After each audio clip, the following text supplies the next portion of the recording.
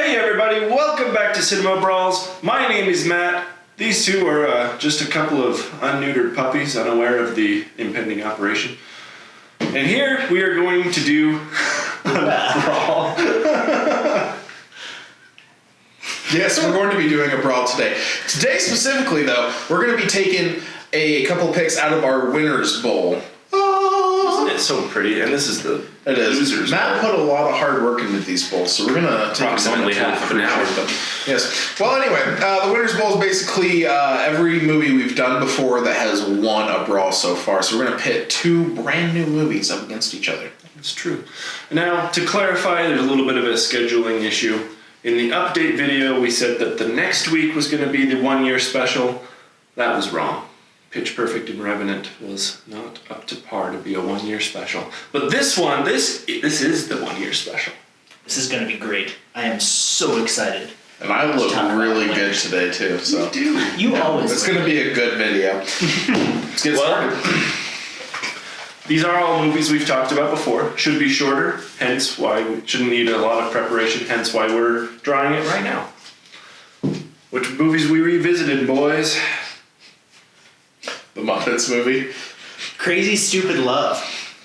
Right on. Cool. We can dissect together our thoughts. Yep. The Muppets movie is a 2011 movie directed by James Bobbin, starring Amy Adams and Jason Segel. What? Now keep going. And again, we covered this fairly recently, I feel like.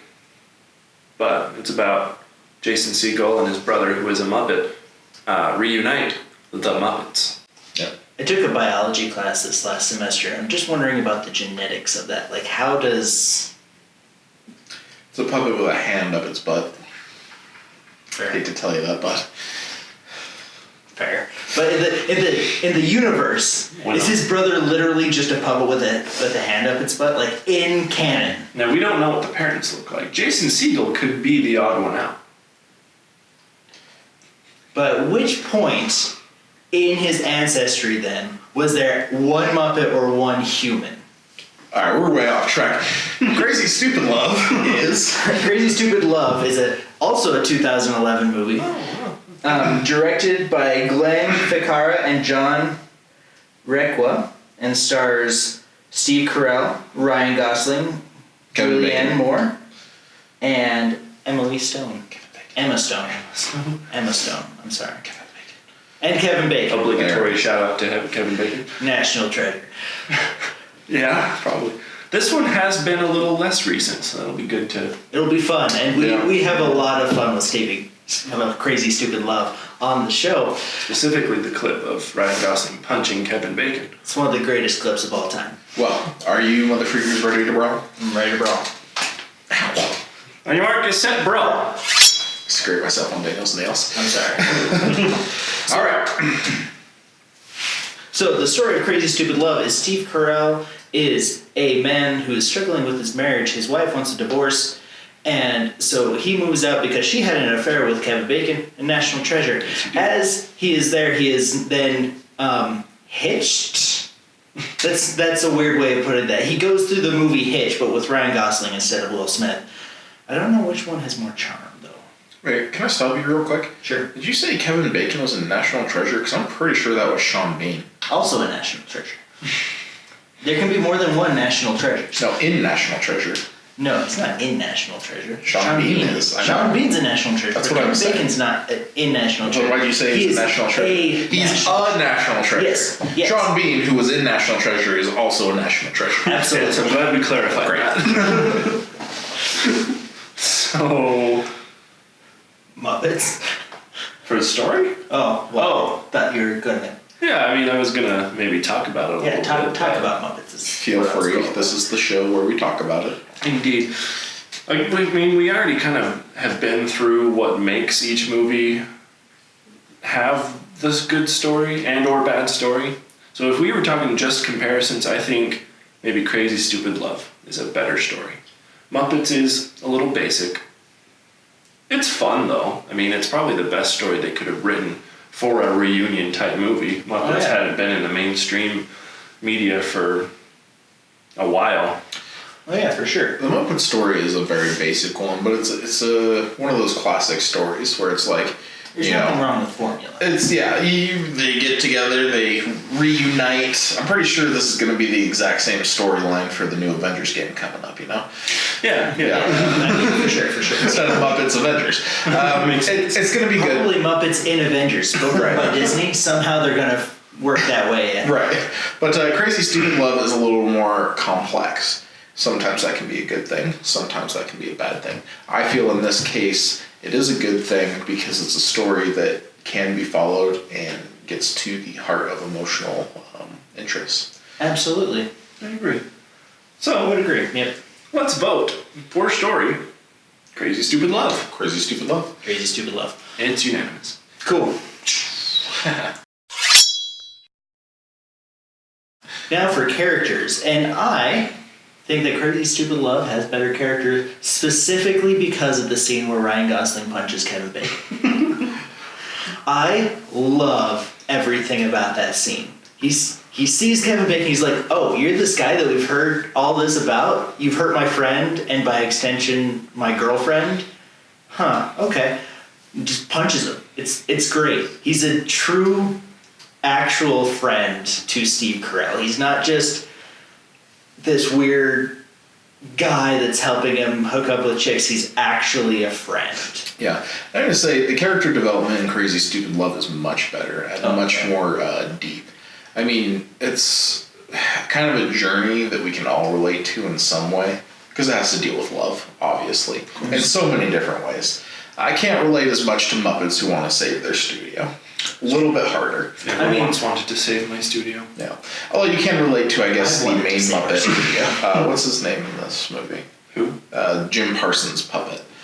Walter, yeah. I guess you can relate to him a little bit more, like trying to find yourself. Oh, yeah. And he does do that, but I feel like overall character development is much stronger in Crazy Stupid Love. For sure. To really any movie, but especially compared to the Muppets. That's kind of what I was going to say too. Muppets, the characters are a lot more memorable. Because a lot they're more fun. Muppets? Well, yeah. A lot more memorable, a lot more fun. But I agree, the development and the relatability of the characters is just outstanding in Crazy Stupid Love. Again, at least compared to Muppets. Right. It's a movie about the characters. The story is, it's there, but the characters are what drive it. For sure. Which should honestly be the basis for any good movie. Absolutely. So, Crazy Stupid Love for characters? Crazy Stupid Love. Agreed. Rewatchability. That's tough, because Muppets, of course, is a little bit... It's more fun in a certain way, in a childlike wonder type of way. For sure. Close. It's also, I was at work the other day and they were playing the soundtrack to the Muppets just at work, and I don't know why, but somebody just had, put it on, and as we're just sitting there, some guy, the Am I a Man or Am I a Muppet song came on, and everyone was singing along. And it was hilarious at that point. That was amazing. But at the same time, I feel like I've seen Crazy Stupid Love more. I enjoy watching it more. Yeah. Yeah, the thing is, beyond the scene where Ryan Gosling punches Kevin Bacon, and the other scene where Ryan Gosling is shirtless, Of course. the rest isn't really as rewatchable. I think Muppets as a whole is a little bit more rewatchable. I mean, beyond those two scenes, Crazy Stupid Love just doesn't really... I don't know if I want to sit down and watch it every day of the week, Do you guys remember that weird subplot where the guy's best friend, where Steve Carell's best friend's daughter's trying to get with him the whole time? Yeah, that was weird. Yeah, that's a little uncomfortable. Well, no, hear me out, Matt, though. Sure, Muppets seems more rewatchable at first, but it's kind of shallow, don't you think? Don't you think you would get pretty tired of it in a different kind of way after a while as compared to Crazy Stupid Love, where emotions are there and you're invested? I can only handle so much of a guy going, maniacal laugh, maniacal laugh. But isn't the rewatchability category specifically for a little bit more shallow movies? In fact, I know for the past 2 or 3 Brawls, you've specifically made that argument. It usually is, but in this case, I would say it goes in a different direction where the Muppets is rewatchable, but it's not that rewatchable. It's like jumping into a kiddie pool versus jumping into a toddler pool. There's not necessarily too much of a difference, except for semantics. Daniel doesn't know what he's talking about. What I'm saying is... Daniel doesn't know what he's talking about, and I think you're still bitter about it. What I'm saying is... All right, hear me out. Name a really, really good, emotionally investing movie. The Princess Bride? No, a better one. The Princess Bride? Do you like The Departed? I do like The Departed. Do you like The Departed? I haven't seen it. All right, Daniel. What would you say is a better movie, The Departed or Emperor's New Groove? Off the top of your head. Off the top of my head, Emperor's New Groove. Really? Yeah. Interesting. There were some weird parts of The Departed that didn't totally jive with me, on top of it being like an hour and a half too long. All right, well, let me pick a different movie. I think you just disproved your point. I'm voting for Muppets. Well, let me pick a different movie so I can explain my point. What's a really, really good movie? I'm voting for Stupid Crazy. All right, Princess Bride. Okay. I can't use that one either. Dang it. All right, about Revenant, we just talked about it. Very emotionally invested. Nah, forget it. Okay. You guys screwed my point over and I hate you for it. Good. I'm voting. Finally, this never happens. Usually Jake does that to me. What are you voting for, Jake? I'm voting for Crazy Stupid Love. Hey, me too. I keep saying Stupid Crazy Love. Crazy Stupid Love is what I'm voting for, and so that's what gets the point. Merits in genre now. I will make the same argument that I did in the original video where we talked about the Muppets. Muppets needed a revamping. They came back into the media's hindsight. It was a huge event that occurred when it was leading up to the release. A whole album of covers made by very, very popular bands. It got the Muppets another movie and a TV show, the quality of which is questionable, but the fact is that it was there. And Crazy Stupid Love is great, but as far as the genre as a whole, romantic comedies, it has probably fallen by the wayside a little more. Let's face it, you can't separate the Muppets movie from the rest of that crap you just mentioned because it's not as memorable as the Muppets as a whole are. The Muppets movie, if you say that, you're like, which one was that? And you say the one with Jason Segel, and you're like, oh, okay, right. Well, I mean, but then you could say the one with Ty Burrell. I mean, the same thing, basically, you know? You know what I'm saying? It's not the movie that was good. It's the fact that it had the Muppets. But it's not... But the Muppets are integral to... It's the Muppets movie. The fact that it has the Muppets is the point of the movie. Right, but the movie doesn't do anything for its genre. The Muppets were already a good genre. Something that existed, and the movie didn't do anything to make the Muppets go farther. Yes, it did. Yeah. Because for all the things I just... it brought it back, kind of, but not even compared to its heyday. It's basically the sequel trilogy to the Muppets. Like Star Wars. No. Compared to the Muppets' heyday, it was nothing. The Muppets were already a big thing in the past. All it did was kind of remind people that they existed. Yeah, and I think that's a little bit more in terms of merit and genre than Crazy Stupid Love did for other romantic comedies. Crazy Stupid Love just didn't do anything for it. The only reason why we're talking about it is because one of us happened to watch and was like, oh, it's a good movie. We should show the other guys. Crazy Stupid Love, I love that movie. I know, we love it now. I mean, it's great. I knew about that before you did. I wore glasses before you did. Fair. Continue. I mean, Crazy Stupid Love's probably going to win the Brawl overall, but I think the merits in genre, it obviously goes to I would Muppets. give the merits in genre to Muppets as well. I do not. Still bitter about Dodgeball. He is very bitter about Dodgeball. Very bitter about Dodgeball. This shouldn't be in the Winners' Bowl. I don't think whatever. I'm voting Muppets. Me too. So last but not least, emotional impact. Obviously Crazy. Obviously Crazy Stupid Love. All right, you bunch That's of why we break it into categories. Panda Bears. Muppets there's a reason Muppets is in the bowl. And so it wins one category. But Crazy Stupid Love obviously takes this category. Yeah, there wasn't a ton of emotion to Muppets. It was like, oh, this is kind of a fun kiddie ride to go on. I mean, yeah, it's fun. Yeah, it's good. Exciting. The Party of One song has been stuck in my head. Like the one where that Miss Piggy and Amy Adams sing. It's been stuck in my head. I don't know the words, but I just like jive to it. I don't know why. If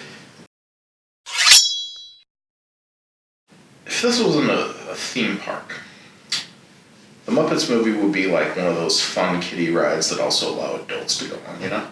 Feel me? Whereas Crazy Stupid Love would be making out with your high school girlfriend behind the bathrooms. I don't know if we watched the same movie, but anyway, Crazy Stupid Love is the champion of champions.